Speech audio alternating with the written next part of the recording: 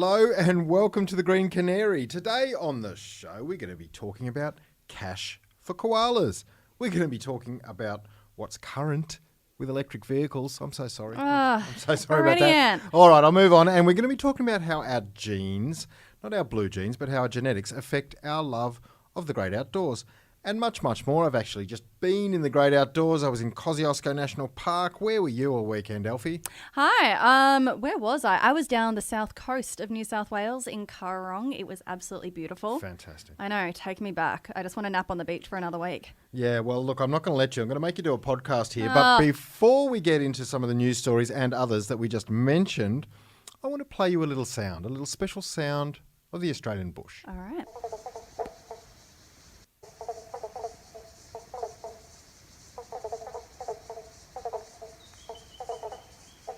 Okay, so what I'm hearing sounds sort of like popping bubble wrap in my brain mixed with the sensory experience of drinking bubble tea. What am I listening to? Wow, that is so poetic. You Thank really blow me away sometimes, Elfy Scott.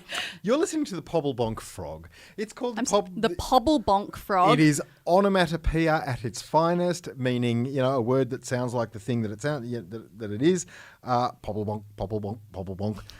Absolutely terrific frogs. They live in Eastern Australia. They live underground most of the time. They don't do much when they're underground. Then it rains. Out they pop. And when they come out after the rain, they do as much pobblebonking.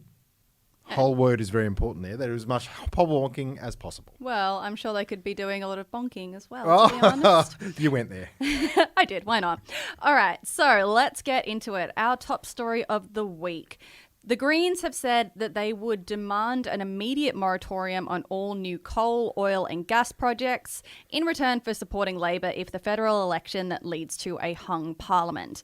So this is big news in the run-up to the election, with the Greens potentially holding the balance of power in the House or the Senate after the election. Yeah, I mean, look, this is obviously a hypothetical scenario, the hung parliament. We did see it after Gillard's first term. It's pretty unlikely. There are 151 seats, I believe, in the lower house of the Australian Parliament. So you'd have to get something like 73 or 74 to the Coalition and to Labor each, plus a few independents thrown into the mix. So it's only a theoretical thing we're talking about here, that the Greens will, as you say, demand an immediate moratorium on all new coal, oil and gas projects in return for supporting Labor if the Parliament is hung. But it's theoretical, but it's a good sign from the Greens. It shows they're willing to play ball. It shows they're not going to dig in the way they did in 2009 and said we're only going to have an emissions trading scheme our way or no way. And of course, we all know we ended up with no way. So I like the tone that Adam Bandt is setting here. Yeah, I totally agree. It's sort of the Greens coming to the table with a sort of, I guess, a softer approach than maybe we would expect. And, you know, there's been some commentary that it's a way to sort of cut off the criticism of Labor that could potentially come from the Libs at the moment, saying, you know, they're just going to team up with the Greens and have these really radical climate policies. It's a softer approach, and it's just saying, let's put a pause on this. It's not an official legislative pause, but it is a little pause nonetheless. Yeah, it is, and it's very much in keeping, I think, with what most people in Australia want. I don't think we do want any more new big, dirty, ugly fossil fuel projects. We've got a few of them in the pipeline already, like Scarborough in WA that we talked about last week.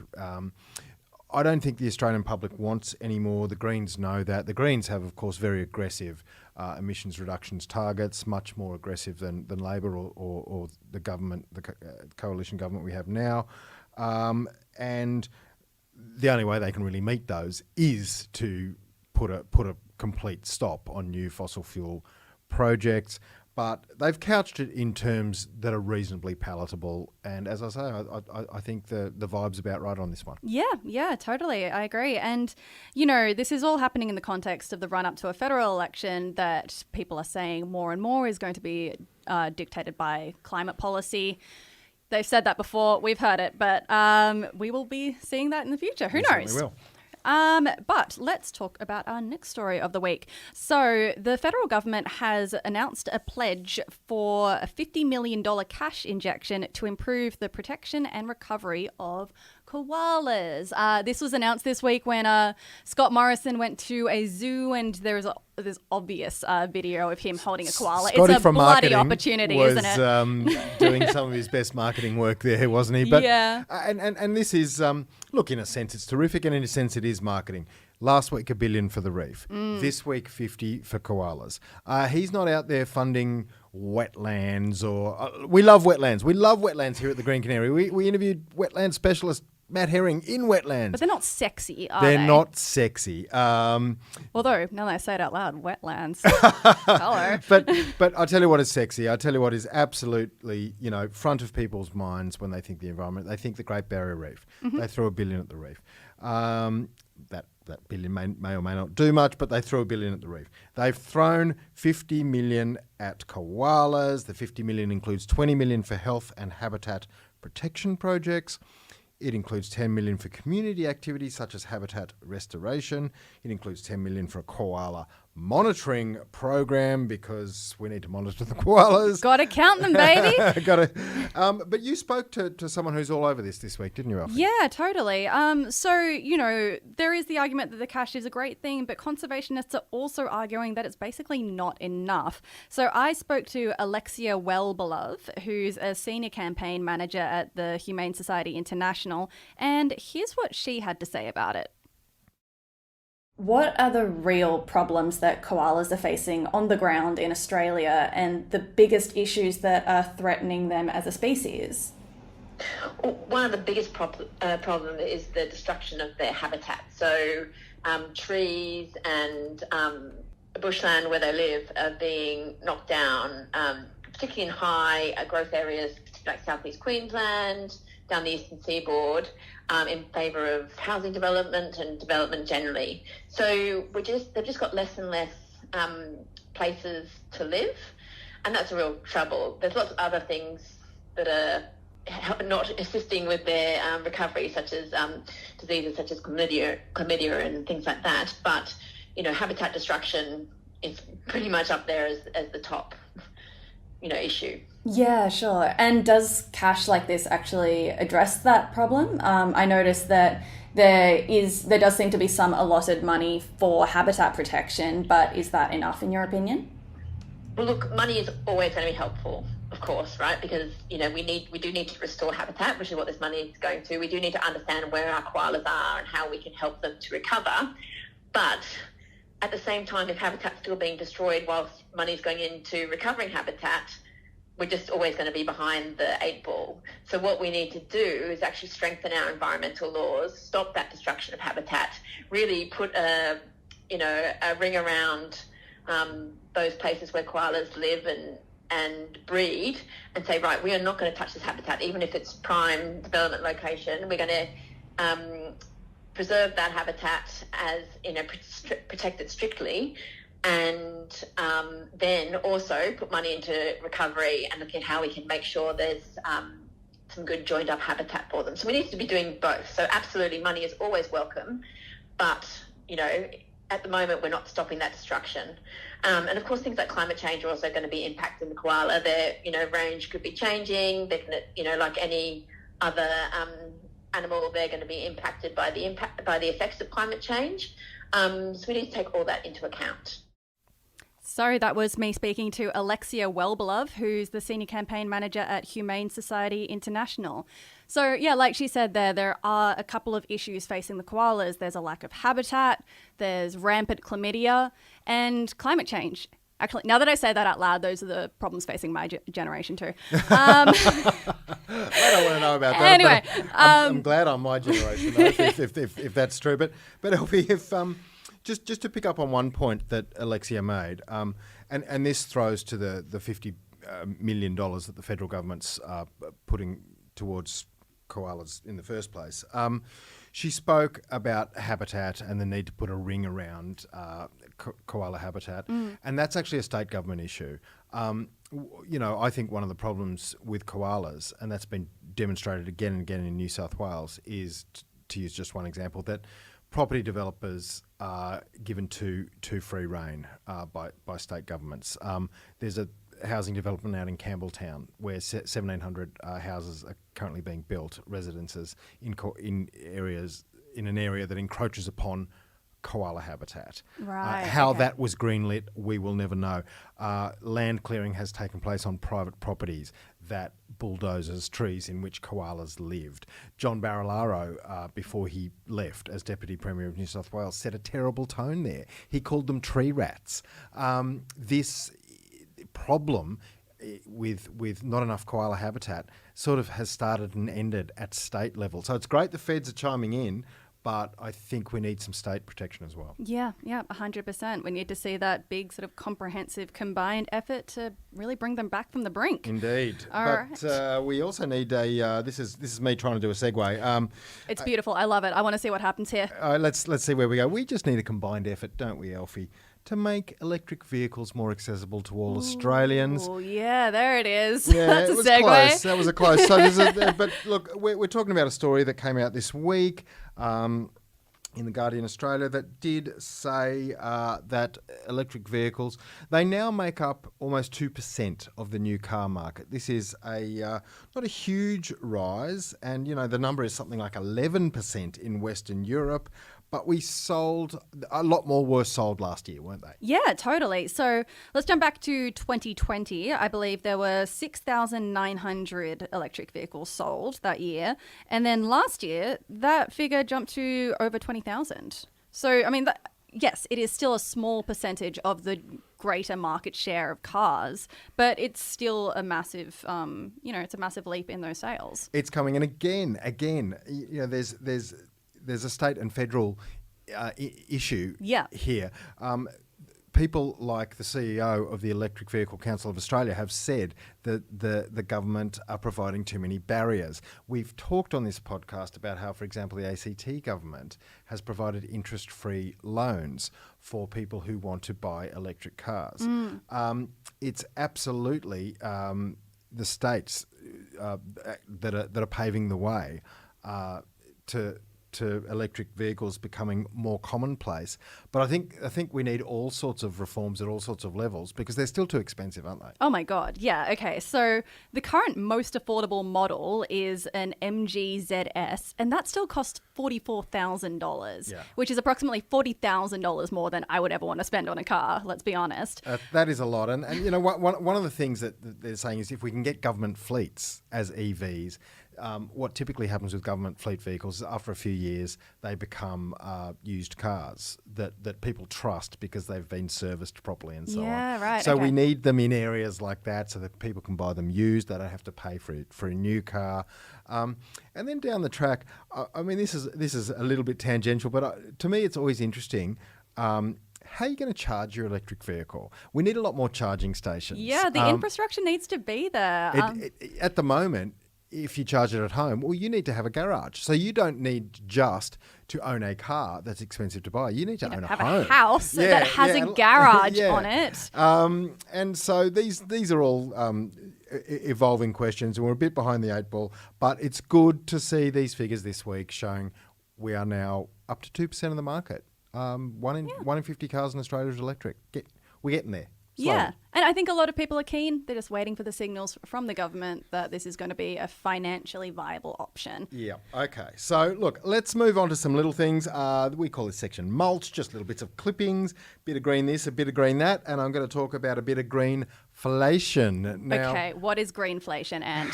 Look, economists love inflation, Elfy. There's inflation, there's deflation, there's stagflation, which always sounds a bit rude, but stagflation is when the economy's in recession and you're having inflation, which actually all models say shouldn't happen, but it does happen sometimes. It's very bad. How do you know about this? I have an economics degree, but don't tell anyone. Oh, God. I know, it's unfashionable. Greenflation, this is just a story I read in the Atlantic this week.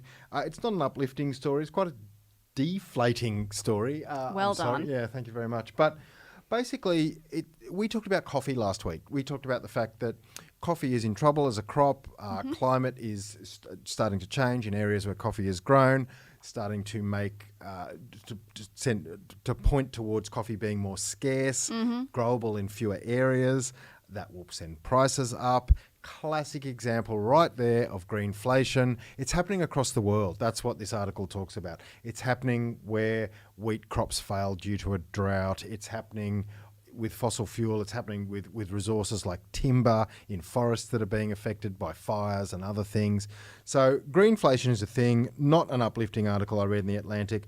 Just thought I'd mention it because it's another reason why it makes economic as well as environmental sense to tackle climate change. Yeah, it's a fantastic article, but again, thank you for ruining my week with depressing news, Ant. Yeah. But you do have a better story, don't you? You've got I'm so cheerful story. So in love with this story. The Australian men's cricket captain, Pat Cummins, he was sort of, he's such a tone setter. He's such a fresh breath of air. Now I find out he's climate conscious. He says he doesn't particularly think it's terrific the way he flies around the world, wants to have a look, playing cricket, wants to have a look at his climate footprint, has set up a sort of cricket climate initiative. And one of the things they're going to do is have solar panels at cricket clubs around Australia. It's a campaign that he's launched. I just love the fact that the Australian cricket captain is not just thinking about how to rub sandpaper on balls and cheat, or like players of past, not just thinking, oh, how many girls can I get in my hotel room on tour? He's actually thinking, how many emissions did my trip around the world cost? How can I offset that? What can I do? Love you, Pat Cummins. You go, love it.